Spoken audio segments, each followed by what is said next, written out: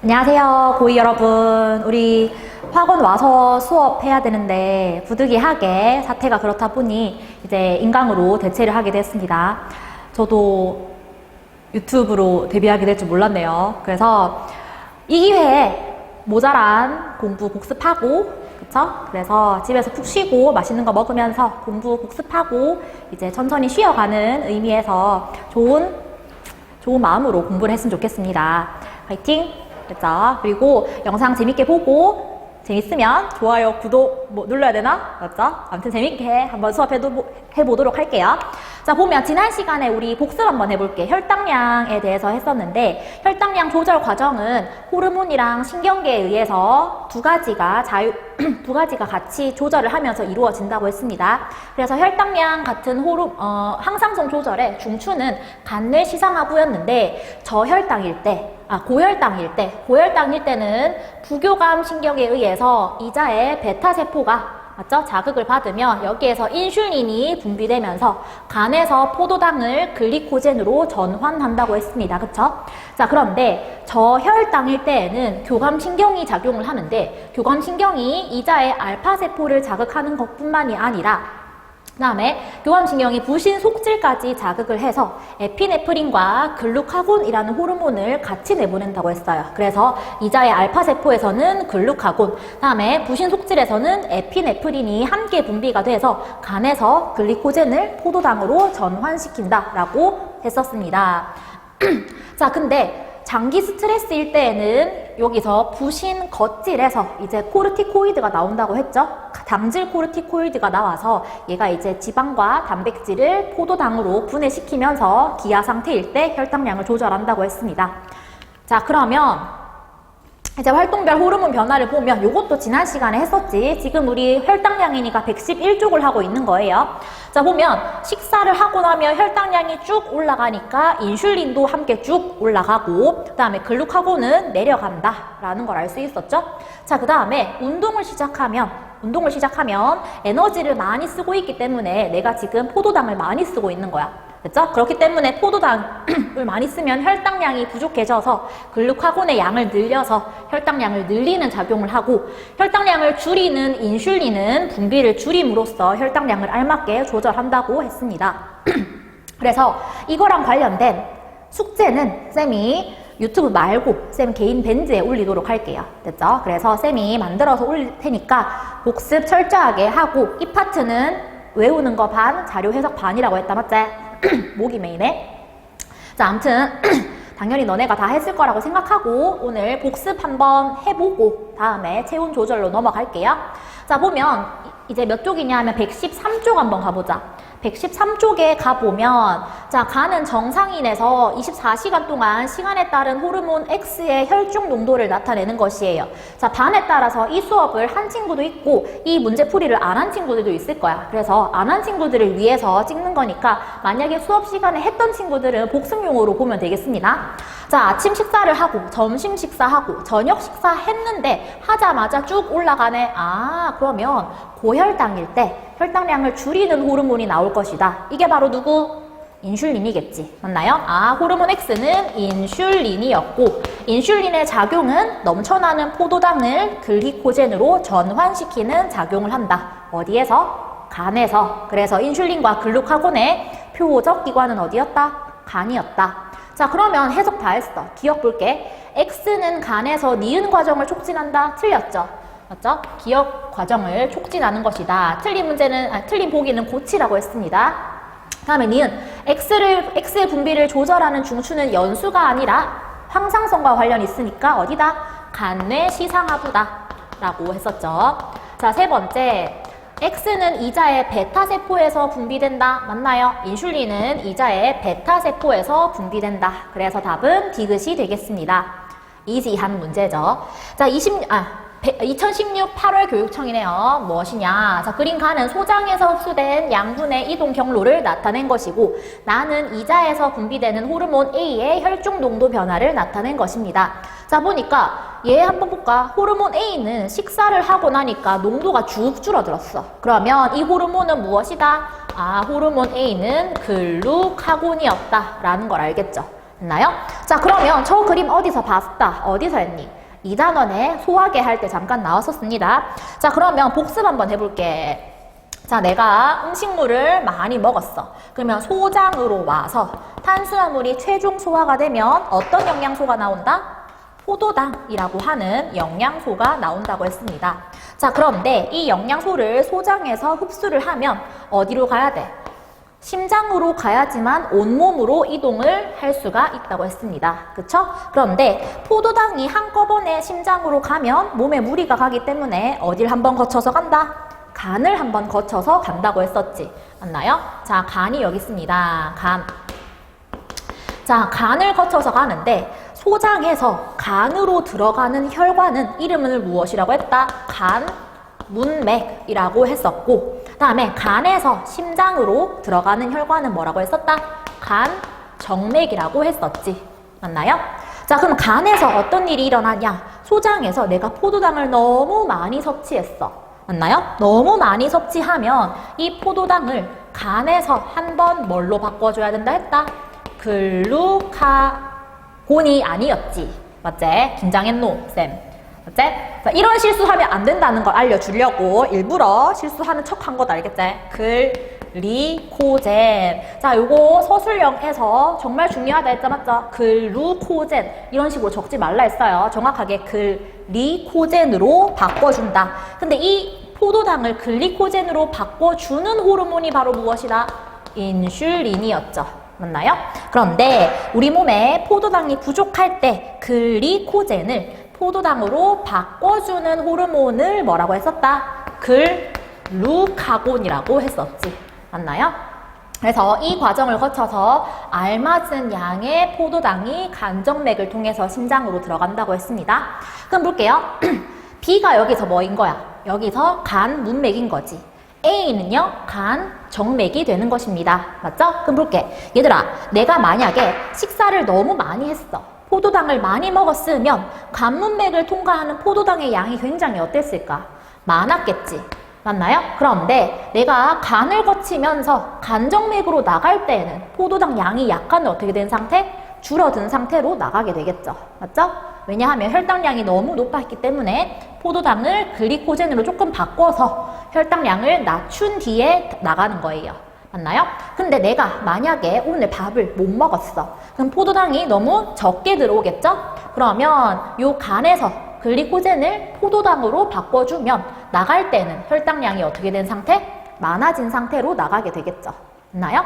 그러면 요걸 알면 이제 풀 수 있어. 자료 해석 다 끝났어요.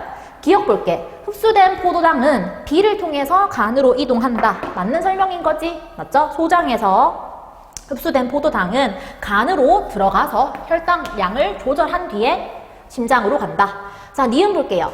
호르몬 A의 농도가 높아지면 글루카곤의 농도가 높아지면 글리코젠을 포도당으로 바꾸는 거잖아. 그 작용을 거치면 A로 나가는 혈당량이 어떻게 된다? 늘어난 상태가 되겠지. 맞나 얘들아? 자, 그럼 니은 맞는 거. 디귿. 포도당을 글리코젠으로 합성하는 데에는 호르몬 A가 관여한다. 맞나 틀렸나? 글리코젠을 포도당으로 바꾸는 게 글루카곤인 거지. 틀린 설명이네요. 그럼 답은 뭐가 됩니까? 답은 기억? 니은이 되겠네. 맞나 얘들아? 그쵸? 자, 그러면 답은 3번이 되겠네요. 기출 2번 답은. 자, 그러면 우리 이제 뒤로 넘어가 보도록 하겠습니다. 두 번째, 체온 조절 한번 가볼게. 혈당량이라는 큰 산을 넘었는데 체온 조절 한번 가보겠습니다. 체온 조절도 조금 복잡해요. 그렇기 때문에 한번 할 때 쌤이 이 항상성 파트는 어떻게 하라 했지? 구조화해서 체계적으로 외우라고 했습니다. 자, 그러면 체온 조절은요, 114쪽이 되겠고요. 체온 볼게요. 외부랑 상관없이 36.5도를 항상 유지해야 하는 거고요. 그래서 정상 체온에서 조금만 벗어나면 누가 인지를 한다? 간내 시상하부가 인지해서 이 간내 시상하부를 조절 중추로 하는 조절 기구가 작동이 되는 거예요. 그런데 조절 원리는 두 가지를 조절하는 거야. 첫 번째, 체내에서 발생하는 열 발생량을 조절하거나 아니면 내 몸 밖으로 나가는 열 발산량을 조절하거나. 그래서 대표적인 조절 호르몬이 바로 무엇이다? 티록신이 되는데 여기에서도 호르몬이랑 신경계가 함께 작용하게 되겠습니다. 그런데 우리한테 조금 중요한 것은 무엇이다? 체온 조절에서 저온 자극이 주어졌을 때예요. 있나요? 저온 자극일 때, 즉 추울 때 어떤 일이 일어나는지 한번 보겠습니다. 자, 저온 자극일 때는요, 누가 제일 먼저 인지를 하는 거야? 간내 시상하부가 인지하는 거예요. 당연히 조절 중추는 간내 시상하부입니다. 자, 그러면 여기에서 간내 시상하부가 어떤 걸 먼저 조절하냐? 호르몬을 먼저 조절해 볼게요. 자, 간내 시상하부에서 누구한테 명령을 하는 거야? 뇌하수체에 전엽한테 명령을 하는 거야. 자, 근데 잠깐만 볼게. 지금 체온 조절이랑 관련된 게 누구였어요? 관련된 호르몬 티록신이었다, 맞지? 나는 지금 티록신의 분비를 어떻게 하고 싶은 거야? 추울 때는 늘리고 싶은 거다, 맞지? 자, 그런데 티록신의 분비를 조절할 때는 굉장히 많은 과정을 거쳤어. 맞나요? 호르몬 분비하고 그 친구가 또 호르몬을 분비하게 하고 이런 단계적인 반응이 일어나는 거였습니다. 자, 볼게요. 간내 시상하부에서 뇌하수체 전엽한테 뭘 보내는 거야? 무슨 호르몬? TRH라고 하는 호르몬을 분비하는 거였지. 맞나요? 그럼 TRH의 분비량이 어떻게 돼야 돼? 늘어나서 뇌하수체 전엽을 자극하는 거예요. 맞나요? 자, 그러면 이 자극받은 뇌하수체 전엽은 누구를 또 자극시켜야 되니? 갑상샘을 자극시켜야 되겠다. 그런데 뇌하수체 전엽에서 갑상샘을 자극하는 호르몬이 뭐였다? 갑상샘 자극 호르몬 TSH였지. 맞나 얘들아? S의 의미가 뭐였노? stimulate였잖아. 맞죠? 그래서 갑상샘 자극 호르몬의 분비량이 늘어나면 갑상샘이 자극을 받았네. 그렇게 되면 이 갑상샘에서 뭐의 분비량이 늘어나는 것이다? 티록신의 분비량이 늘어나는 거였지. 맞나 얘들아? 있나요? 자, 그렇게 하면 자, 이 티록신은요, 우리 몸에서 어떤 작용을 하냐라고 하니까 적혀 있어요. 자, 보면 간과 근육에서 물질 대사를 어떻게 하는 거야? 그렇지, 물질 대사를 늘리는 거야. 됐나요? 세포호흡을 많이 하니까 열 발생량이 어떨까? 많아지겠지. 맞나요? 자, 그리고 추울 때 우리 골격근이 어떻게 되는 거야? 추워 라고 하면서 골격근의 떨림이 증가하는 거지. 맞나 얘들아? 골격근의 떨림이 증가하게 되겠습니다. 이런 식으로 해서 아, 얘는 어떤 일을 하는 거예요? 열의 발생량을 증가시키는 거예요. 있나요? 내 몸에서 열 발생량을 증가시키는 작용을 하겠습니다. 자, 그런데 여기서 호르몬 말고 신경계의 작용이 추가가 되는 거예요. 자, 간내 시상하부에서 자극을 받으면, 자, 여기에서 볼게. 간내 시상하부가 자극을 받으면 뇌하수체 전엽이 아니라 이번에는 어떤 걸 자극한다? 이번에는 교감신경의 작용이 강화되는 거예요. 강화. 자, 교감신경이 자극을 받았네? 자, 볼게. 교감신경이 자극을 받으면 여기서 쌤이 지난번에 얘기했어. 교감신경이 자극을 받으면 무슨 호르몬의 분비량이 증가한다? 에피네프린이 반드시 나온다고 했어요. 자, 교감신경이 자극을 받으면 여기에서 누가 자극을 받는다고요? 아, 부신의 속질이 자극을 받는 거야. 있나요? 자, 그럼 여기에서 무슨 호르몬이 나온다? 에피네프린의 분비량이 증가하는구나. 맞나요? 자, 그런데 이 에피네프린도 무슨 작용을 하는 거지? 물질 대사랑 골격근의 떨림을 늘리는 거예요. 자, 그러면 요 두 호르몬이 열 발생량을 어떻게 만든다? 열 발생량을 증가시키는 거야. 됐나요? 자, 근데 교감신경이 작용이 강화가 되면 부신 속질을 자극하는 것뿐만이 아니라 내 몸의 피부 혈관을 어떻게 만드는 거야? 수축시키는 거야. 맞죠? 얘들아, 교감신경은요, 자율신경계에 속하잖아요. 그렇기 때문에 내장근뿐만이 아니라 혈관의 작용까지 조절한다고 지난 시간에 했었다, 맞지? 그치? 자, 그럼 볼게. 교감신경이 작용이 강화되면 여기서, 자, 볼게요. 자, 여기서 어떤 일이 일어나냐라고 하니까, 피부 근처 혈관이 어떻게 돼요? 수축하는 거야. 자율신경계의 작용 때문에. 자, 그리고 털을 서게 하는 잇모근이 어떻게 되는 거야? 아, 털 쪽에 달려있는 잇모근이 수축하는 거예요. 됐나, 얘들아? 자, 그러면 이때는요, 어떤 현상이 일어나냐라고 하니까, 자, 이때 볼게. 자, 이때는요, 피부 근처에 혈관이 수축하잖아. 그러면 내 몸이 내 피부 근처에 피가 덜 몰리게 되죠. 그러면 피부를 통한 열 발산량이 어떻게 되는 거? 그렇지. 열 발산량이 다 같이 뭐라고? 감소되는 거예요. 그러면 열 발생량을 증가하는데 나가는 건 줄어드네? 그러니까 체온이 어떻게 된다? 올라가게 되는 거야. 됐나요? 자, 그럼 여기서 볼게요. 피부 봐봐. 이해하면 되잖아. 추울 때 어떻게 된다고? 몸이 으슬으슬 떨리고 그 다음에 피부가 어떻게 돼요? 창백해지잖아. 맞지? 그거는 바로 호르몬과 신경의 작용이 동시에 일어나고 있는 거예요. 됐나요? 자, 요거는 이렇게 구조화해서 외우도록 합니다. 알겠죠? 빈칸 다 채웠지? 알죠? 아, 그러면 여기서 볼게. 여기서 조금만 더 해볼게. 자, 여기서 보면요. 자, 여기서 피부 근처에 혈관이 수축하면 어떤 일이 일어난다? 피부 근처로 흐르는 혈액량이 어떻게 되는 거? 혈액량이 감소하겠고, 두 번째 또 뭐였어? 땀 분비가 어떻게 된다? 억제되는구나. 맞지, 얘들아? 땀을 흘리면 시원해지는 거잖아. 그럼 땀 분비 안 해야지. 맞죠? 이렇게 함으로써 열 발산량이 감소되는 것입니다. 됐나요? 이렇게 하면 외울 수 있겠습니까? 됐나요? 자, 그럼 여기서 조금만 더 심화된 거 할게. 우리 생명과학 듣는 친구들은 다 이 정도는 이해할 수 있을 거라고 생각하고 문제 한번 볼게요. 자, 얘들아, 여기서 교감신경이 작용하면서 부신 속질이 자극을 받는다고 했잖아. 여기에서 자극이 전달돼야 되겠지. 그럼 여기에서 자극을 전달하는 속도가 있을 것이고, 그럼 볼게요. 부신 속질이 에피네프린을 내보내서 여기에서 작용하는 게 있겠지. 맞나, 얘들아? 자, 그럼 여기에서 자극이 전달되니까 우리 몸에 반응이 일어날 거 아니가.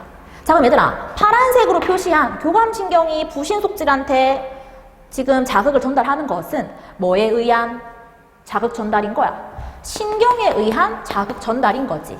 맞나, 얘들아? 그런데 부신 속질에서 에피네프린을 내보내서 일어나는 자극의 전달은 뭐에 의한 뭐에 의한 자극 전달인 거야?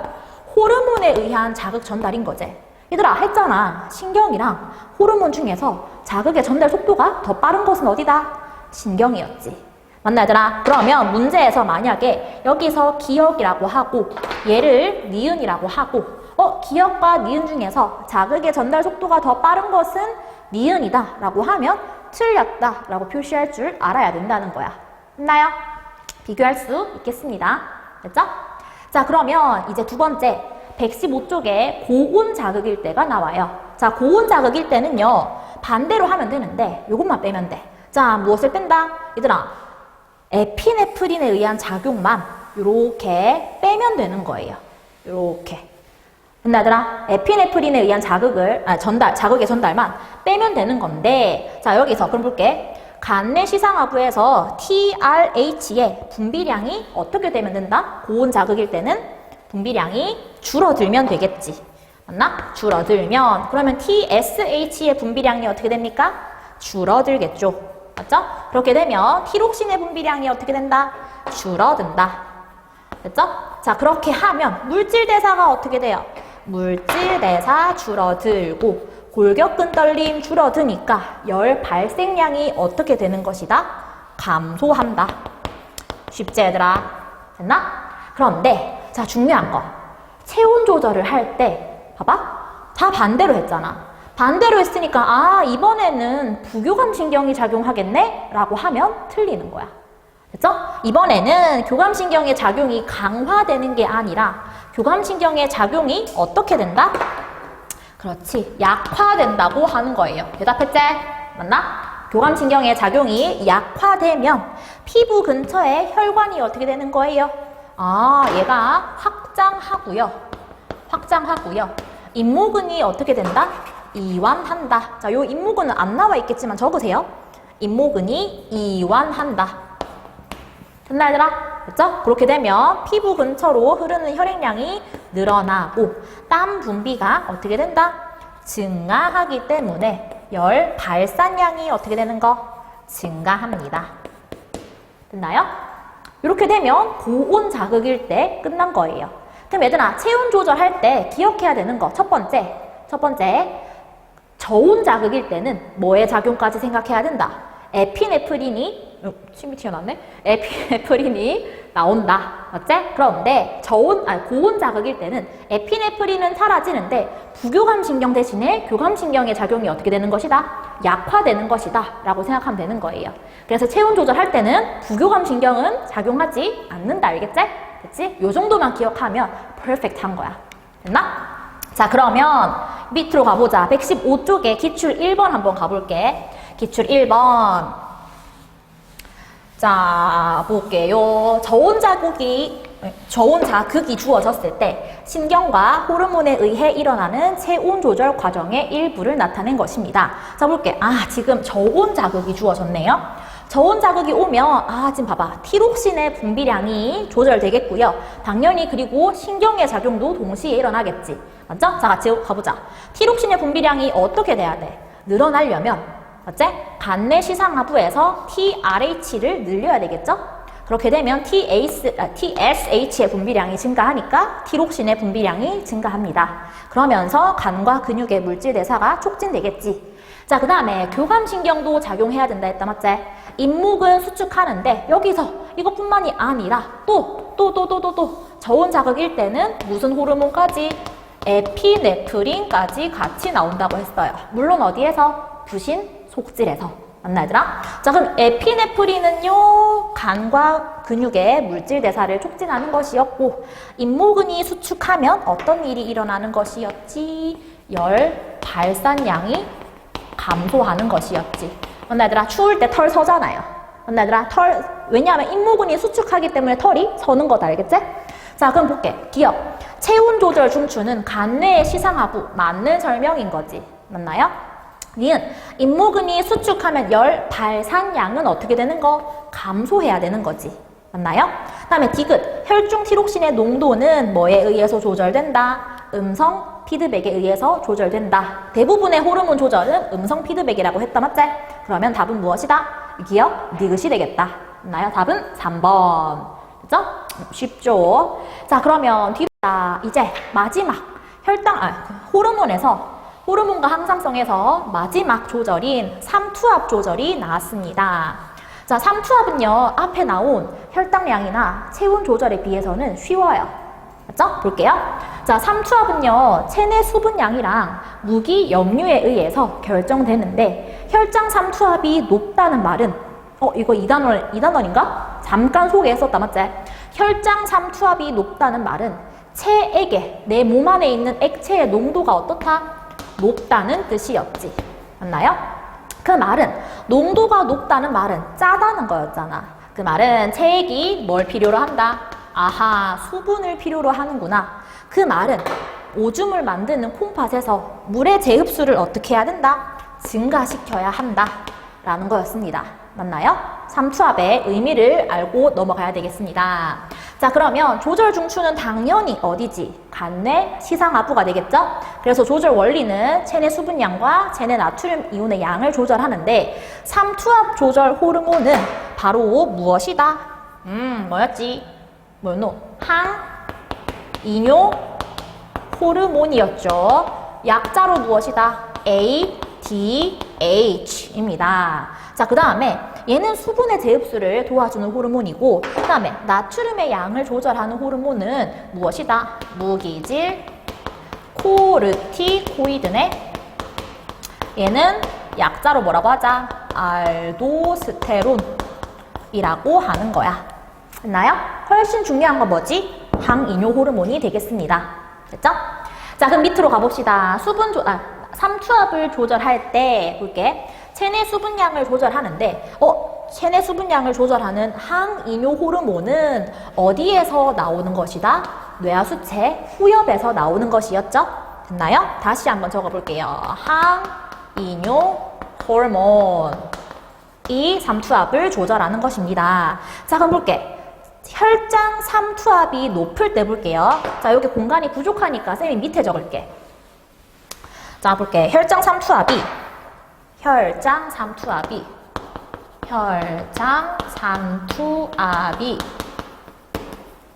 높을 때는요. 아직도 신기하다, 선생님은. 내가 지금 인강을 찍고 있다는 걸. 자, 볼게. 혈장 삼투압이 높으면요. 자, 볼게. 누가 제일 먼저 인지를 해야 돼? 간내 시상하부가 인지를 하는 거예요. 자, 그러면 간내 시상하부가 지금 혈장 삼투압이 높다. 즉, 땀을 너무 많이 흘려서 내가 너무 내 몸이 너무 짜다 싶은 거지. 자, 간내 시상하부에서 누구한테 명령을 하는 거야? 뇌하수체 누구한테? 후엽한테 명령을 하는 거예요. 맞나요? 자, 그러면 이 뇌하수체 후엽에서 바로 뭘 쏴주는 거야? 그렇지. ADH의 분비량을 어떻게 해야 돼? 얘들아, 지금 내 몸이 짜잖아. 물 많이 가둬놔야 되겠지. 그러니까 물 재흡수 늘리는 ADH의 분비량을 늘려야 되겠지. 맞나, 얘들아? 자, 그렇게 하면 콩팥에서 여기서 알 수 있는 사실. ADH의 표적 기관은 바로 어디입니까? 콩팥이 되겠지. 맞나? 자, 콩팥에서 수분 재흡수를 어떻게 한다? 수분 재흡수를 늘리는 거야. 맞나요? 됐죠? 자, 그렇게 하면 일어나는 현상. 얘들아. 순서대로 해볼까? 자, 오줌 생성량이 어떻게 돼요? 내 몸이 짜니까 물 많이 가뒀잖아. 그럼 나가는 오줌의 생성량이 감소하겠네. 맞나, 얘들아? 자, 그렇게 되면 일어나는 현상들. 오줌의 삼투압은 어떻게 되는 거야? 오줌의 삼투압. 볼게. 오줌 생성량 적어지니까 오줌에 물이 많이 없네. 오줌 삼투압은 올라가겠죠? 그런데 대신에 내 몸에 물이 많이 들어왔기 때문에 혈장 삼투압은 어떻게 될까? 그렇지. 혈장 삼투압. 대답했지? 혈장 삼투압은 다시 내려가겠지. 맞나, 얘들아? 그럼 얘들아, 지금 체내 수분량 조절할 때는 뭐만 알아놓으면 되는 거야? 여기 뇌하수체 후엽에서 ADH가 분비되네? 요것만 알아놓으면 끝인 거야. 맞나요? 굉장히 간단하죠? 그렇지? 그런데 이거랑 관련된 그래프는 또 어려워. 됐나? 그렇기 때문에 개념을 잘 해놔야 됩니다. 자, 이번에는 혈장 삼투압이 높아졌어요. 그때는 어떻게 하자? 얘는 그냥 무조건 반대로만 하면 되는 거야. 자, 볼게. 혈장 삼투압이 낮을 때, 자, 너무 낮아졌어요. 그 말은 예를 들어보자. 혈장 삼투압이 낮다는 말은 내가 뭘 많이 먹었을 때야? 물을 갑자기 많이 섭취했을 때나 또는 수박을 많이 먹었을 때나 이럴 때겠지. 맞나요? 자, 그럼 마찬가지로 간내 시상하부가 인식을 하면 뇌하수체 후엽에서 ADH의 분비량이 이번에는 어떻게 되죠? 그렇지. 감소하겠지. 다 끄덕끄덕 하고 있는 거지. 자, 감소한다. 그러면 콩팥에서 물의 재흡수량이 어떻게 되는 거예요? 감소하겠지. 맞나, 얘들아? 그러면 오줌의 생성량이 어떻게 될 것이다? 나가는 오줌의 생성량이 증가하네. 수박 많이 먹은 날 오줌 많이 누잖아. 맞죠? 그렇게 하면 봐봐. 오줌이 묽어지니까 오줌 삼투압은 낮아지는데 내 몸에 있는 혈장 삼투압은 어떻게 될 것이다? 늘어날 것이다. 라는 거지. 됐나요? 자, 그러면 이제 다 했어. 체내에 나트륨의 양을 조절하는 호르몬 볼게요. 이번에는 볼게. 나트륨의 양을 조절할 때는 부신에 뭐가 자극을 받아야 된다? 부신의 겉질이 자극을 받는 거야. 자, 부신 겉질에서 봐봐. 겉질에서는 뭐가 나온다 했지? 코르티코이드가 나온다고 했었다. 맞지, 얘들아? 그런데 나트륨이랑 관련된 거니까 무슨 코르티코이드? 무기질 코르티코이드의 분비량을 통해서 조절을 하는 거예요. 됐죠? 자, 그럼 첫 번째. 혈액에 나트륨 이온의 양이 부족할 때는 그럼 내가 나트륨 이온 많이 재흡수하면 되잖아. 맞지, 얘들아? 그럼 볼게. 나트륨의 양이 부족하면 부신 겉질에서 뭐가 나오면 된다? 부신 겉질에서 이렇게 쓸게요. 알도스테론의 분비량이 어떻게 되죠? 재흡수 많이 해야 되니까 늘어나야 되지. 얘들아, 그렇게 하면 얘도 마찬가지로 어디 가서 작용하는 거야? 표적기관은 콩팥이에요. 왜요? 콩팥에서 무기역류를 재흡수하니까. 2단원에 배설계 할 때 했었다, 맞지? 콩팥에서 나트륨 이온의 재흡수가 늘어난다. 됐죠? 그렇게 하면 혈장 삼투압이 어떻게 되는 거예요? 늘어나는 거지. 맞지? 그럼 요거 볼게. 혈액 내에 나트륨 이온의 양이 증가할 것이고, 따라서 오줌으로 배설되는 나트륨의 양이 어떻게 된다? 줄어들어 있겠지. 그렇게 하면 혈장 삼투압이 올라가는 거예요. 됐나요? 자, 근데 이번에는 혈액의 나트륨 양이 과다하면 반대로 하면 되는 거지. 그치? 그러면 여기서는 부신 겉질에서 이번에는 무기질 코르티코이드, 즉 알도스테론의 분비량을 어떻게 한다? 그래, 분비량을 줄이겠지. 자, 그렇게 하면 얘도 마찬가지로 콩팥에서 나트륨 이온의 재흡수가 어떻게 된다? 이번에는 감소하겠죠. 맞죠? 그렇게 하면 예쁘게 적고 싶은 마음. 자, 혈액 내에 나트륨 이온의 양이 어떻게 된다? 재흡수가 줄어드니까 나트륨 양 적어지고 오줌으로 배설되는 나트륨 이온의 양이 힘들다. 늘어나는 거지. 맞지 얘들아? 쌤답지 않게 필기 너무 많이 했어. 됐나요? 자, 그러면 여기까지 했으면 삼투압이 조절돼서 우리 몸의 삼투압이 알맞게 조절이 되는 건데, 여기서 내용은 쉬운데 그래프가 어렵다 했다. 맞지? 그러면 그래프를 분석하는 방법 한번 볼게요. 자, 혈장 삼투압이랑 혈액량이랑 혈압에 관련된 그래프인 거야. 자, 그래프가 나와 있으면 제일 먼저 뭘 봐야 되지? 가로축, 세로축을 제일 먼저 봐야 되겠습니다. 근데 얘는 지금 혈압, 혈액량, 혈장 삼투압이 동시에 나와 있는 그래프예요. 됐나요? 그럼 어떻게 하면 되노? 혈압 한번 넣어보고, 혈액량 가로축에 한번 넣어보고, 혈장 삼투압 가로축에 한번 넣어보면 되는 거야. 자, 볼게요. 1번, 2번은 똑같은 그래프지. 됐죠? 자, 볼게. 자, 혈압이랑 혈액량은요, 봐봐. 여기로 갈수록 어떻게 되고 있어? 오른쪽으로 갈수록 혈압과 혈액량은 많아지는 거지. 맞나요? 자, 볼게. 혈압이 높아질수록, 볼게. 혈압이 낮을 때는 혈중 ADH 농도가 어때요?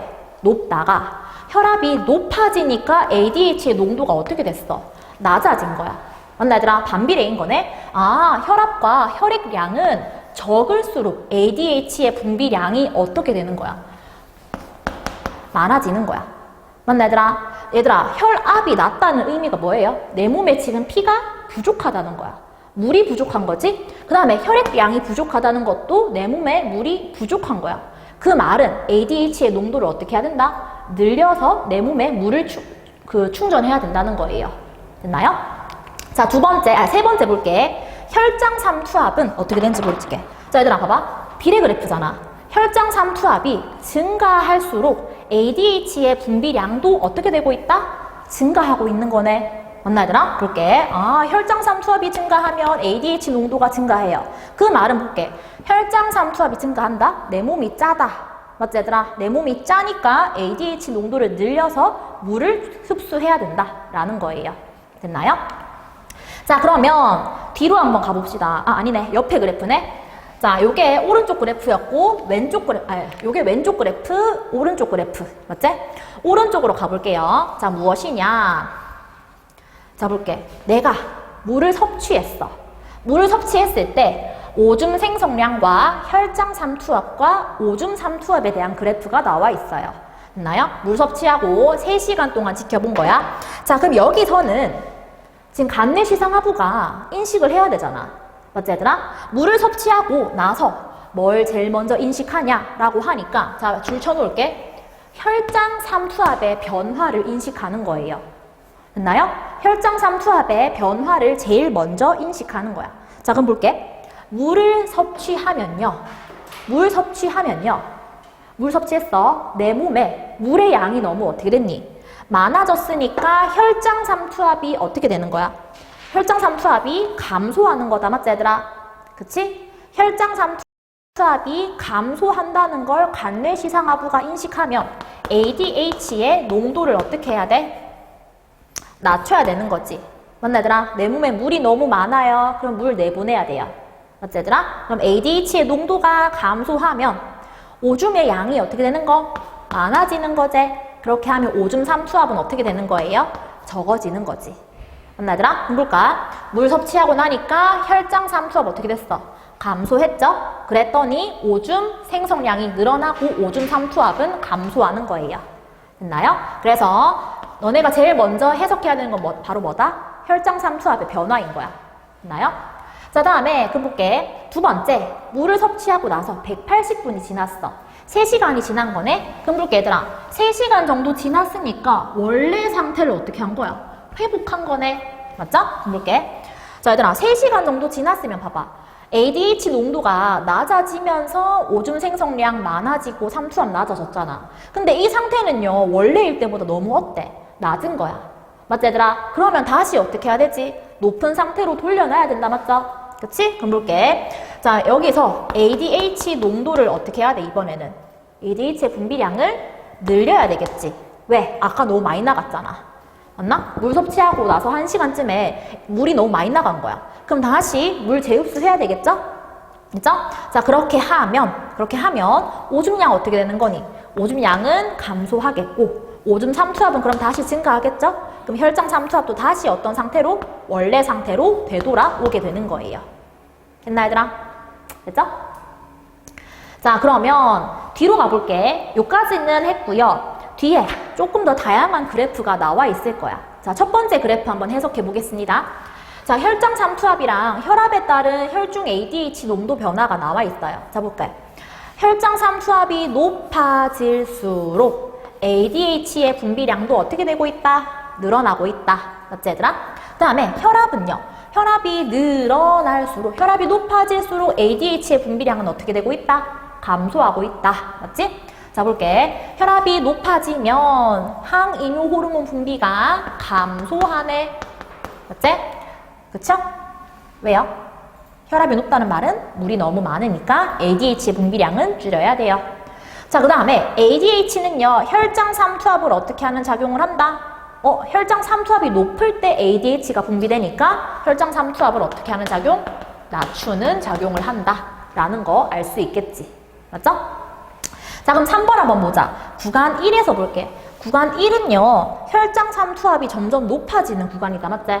혈장 삼투압이 높아지니까 ADH 분비량이 늘어나네? 그래서 수분 재흡수가 어떻게 되고 있다? 증가하고 있는 구간인 거야. 맞나요? 천천히 생각해보면 구할 수 있다. 알겠지? 자, 그러면 자, 뭐야 이거? 렉 걸렸노. 자, 볼게. 두 번째 그래프 가볼게요. 이번에는 뇌하수체의 구조와 혈장 삼투압 호르몬의 그래프가 나와 있는 거예요. 자, 볼게. 자, 여기서 앞에 나와 있는 큰 덩어리가 뭐라고 했었지? 뇌하수체 전엽이라고 했었고, 뒤에 나와 있는 조그만 혹이 뭐였다? 이게 바로 후엽이라고 했었지. 외워야 돼요. 순서는, 그 구조는. 자, 그럼 볼게. 전엽에서 어떤 호르몬이 나오면 갑상샘이 자극을 받네? 아, 그럼 얘들아, 호르몬 A의 이름은 무엇입니까? 바로 TSH인 거지. 맞나 얘들아? 근데 후엽에서 나오는 호르몬 B는 콩팥을 자극하네? 그럼 이게 뭐인 거야? ADH인 거야. 맞나요? 자, 그럼 볼게요. 첫 번째, 더울 때에는 호르몬 뭐의 양이 감소해야 돼? 체온 조절이랑 관련된 호르몬이니까 뭐여야 돼요? TSH여야 된다, 맞지? 그렇기 때문에 A의 분비량이 감소하는 거야. 그 다음에 두 번째, 호르몬 B의 표적 기관은 바로 어딥니까? 아, 이거 뭐예요? 콩팥이었지. 맞나요? 콩팥입니다. 세 번째, 땀을 많이 흘리면 B의 분비량이 어떻게 됩니까? 자, 얘들아, 땀을 많이 흘린다는 말은 혈장 삼투압이 어떻게 되고 있다? 증가하고 있다. 그러면 ADH의 분비량이 어떻게 돼야 된다? 증가해야 된다. 라는 게 나오는 거지. 자, 4번. 그럼 오줌 삼투압 볼게요. T1일 때랑 T2일 때 오줌 삼투압을 비교해야 되는데, 자, T1일 때는 ADH가 어때요? ADH가 적다. 그치? 그러면 얘들아 볼게. ADH가 적으니까 수분이 많이 빠져나가고 있는 거지. 그 말은 오줌 삼투압이 어떤 거? 오줌 삼투압이 낮은 거겠지. 물이 많이 나가고 있으니까. 그런데 T2일 때는요, 혈장 삼투압이 증가하니까 ADH의 분비량이 어떻게 됐어? 증가했잖아. 그럼 수분 재흡수가 덜 일어나겠죠? 오줌 삼투압이 어때야 돼? 수분 제흡수, 선생님 뭐라 했지? 수분 제흡수가 많이 일어나는 거지. 그러면 오줌 삼투압이 어떻게 되는 거? 증가하고 있는 거지. 맞나 얘들아? 그쵸? 그러면 T1일 때보다 T2일 때 오줌 삼투압이 어떤 거? 증가한 거예요. 됐나요? 천천히 생각하면, 인과관계를 생각하면 풀 수 있습니다. 자, 그럼 마지막 그래프 보자. 마지막 그래프. 혈장 삼투압이랑 오줌 삼투압의 비율 구하는 거예요. 자, 뭐냐 하면 가볼게. 혈중 ADH 농도에 따른 니은의 삼투압 분의 기억의 삼투압이야. 그런데 니은이랑 기억이 혈장 삼투압, 오줌 삼투압 중에 하나래요. 됐나요? 자, 그럼 보자. 자, 경우의 수는 두 가지겠지. 기억과 니은이, 자, 니은 삼투압 분의 기억 삼투압인데 얘가 오줌 삼투압 분의 혈장 삼투압이거나 맞나? 또는 혈장 삼투압 분의 오줌 삼투압이거나 뭐야 이거? 오줌 삼투압이거나 맞죠? 자, 그러면 해보자. ADH의 농도가 증가하면 요 값이 증가해야 돼. 맞나요? 자, 볼게. ADH 농도가 증가하면 오줌 삼투압은 어떻게 됩니까? 뭐라고? ADH 농도 증가하면 수분 제흡수 많이 하니까 오줌 삼투압은 늘어나 있겠지. 오줌 많이 안 나가니까. 근데 혈장 삼투압은요, 낮아져 있겠죠. 맞나 얘들아? 그럼 얘들아, 이 전체값이 어떻게 되는 거야? 전체값이 감소되겠지. 맞나요?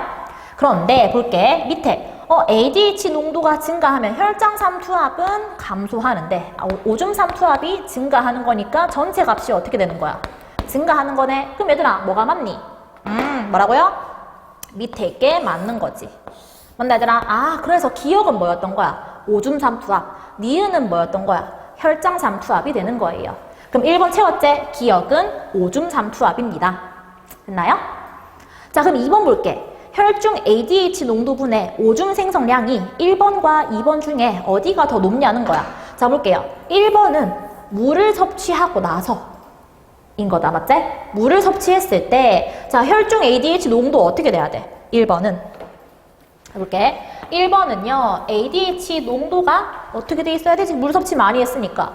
혈중 ADH 농도 증가해 있어야 되는 게 아니네. 맞지? 물 많이 먹었으니까 수분 제흡수 할 필요 없는 거야. my mistake. 자, 감소. 그 다음에 오줌 생성량은 많아져 있겠지. 맞나 얘들아? 물 먹었으니까. 그럼 이 전체 값이 어떤 거예요? 커진 상태. 자, 근데 2번은요. 2번은 어떤 구간인 거야? 다시 원래 상태로 되돌아온 거죠? 그쵸? 그러면 1번일 때보다는 혈중 ADH 농도가 증가해 있으면서 오줌 생성량은 감소해 있겠지. 그러면 이 전체 값은 어떻게 돼 있는 거? 감소한 거. 그럼 구간 1에서가 2에서보다 어떤 거? 크다라고 하면 되겠습니다. 됐나요? 쉽습니다. 자, 그러면 뒤쪽으로 가볼게. 119쪽. 자, 119쪽에 가보면요. 기출 1, 2, 3, 4가 나와 있는데요. 몇 문제만 해보겠습니다. 자, 기출 1번. 그림은 정상인이 1리터의 물을 섭취한 후에 단위 시간당 오줌 생성량을 시간에 따라서 나타낸 것입니다. 그럼 기억 볼게. 혈중 항이뇨 호르몬의 농도는 1번이랑 2번 비교하래요. 자, 얘들아. 2번은 물 섭취하고 난 뒤니까 ADH의 농도가 어떻게 돼 있겠다? 줄어들어 있겠지. 1번일 때보다. 맞나요? 그렇지? 그럼 기억은 맞다 틀렸다? 맞는 설명. 니은은요. 혈장 삼투압은 2번에서가 3번에서보다 높냐라고 하네. 자, 2번 보자. 얘들아, 물 섭취했으니까 혈장 삼투압 어떻게 돼 있는 상태야? 물 섭취했으니까 혈장 삼투압이 낮아져 있는 상태겠죠. 맞나 얘들아? 그치? 그러니까 오줌 생성량이 많아져 있겠지. 자, 근데 3번은요. 다시 원래 상태로 되돌아왔으니까 혈장 삼투압이 어떻게 돼 있는 상태? 높아져 있는 상태겠다. 맞죠? 그러면 니은 2번에서가 3번에서보다 높다. 틀린 설명. 디귿 T1일 때, 자, 요때 평상시대로 돌아왔을 때예요. 맞죠? 돌아왔을 때 여기서 땀을 더 많이 흘리게 되면 생성되는 오줌의 삼투압이 어떻게 되냐라고 묻네. 자, 얘들아, T1에서 땀 많이 흘리니까 내 몸에 물이 부족하지. 맞지, 얘들아? 그러면 수분 제흡수를 많이 해야 될 거 아이가? 맞나요? 많이 하니까 나가는 오줌에 물이 덜 들어있겠죠? 그럼 오줌 삼투압이 어떻게 돼 있어야 돼? 증가해 있어야 되네. 맞나, 얘들아? 그럼 답은 무엇이다? 1번이 되겠습니다. 됐나요? 자, 그러면 2번 문제 볼게. 기출 2번. 자, 그림 가는 호르몬 X의 분비와 작용을 나타내는 것인데 뇌하수체 후엽에서 나오니까 당연히 이 호르몬은 뭐가 되겠습니까? ADH가 되겠지. 자, 여기에 따른 혈중 X의 이거의 작용이고 나는 혈액량이 정상일 때와 기억일 때 혈중 삼투압에 따른 혈중 X의 농도를 나타낸 것이에요. 자, 이 그래프 중요하다 알겠지? 이 그래프 보면 어떤 문제가 나오냐 하면 정상일 때랑 기억일 때가 있는데 이 기억은 혈액량이 증가하거나 감소하거나 둘 중에 하나래. 됐나요? 자, 그러면 이때 어떤 경우인지 볼게요. 자, 보자. 기억. 일단 기억. X는 항인 호르몬 맞는 설명. 니은 볼게요. 기억은 혈액량이 정상일 때보다 감소한 경우냐? 라고 묻잖아. 그럼 볼게. 이때는 어떻게 하면 되냐? 세로축을 그으면 돼. 이렇게 똑같이.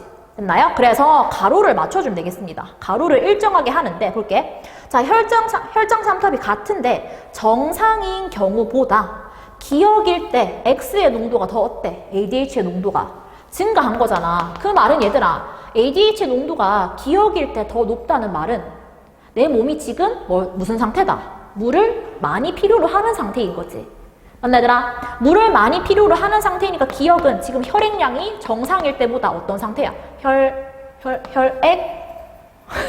혈액량이 정상일 때보다 감소한 거지.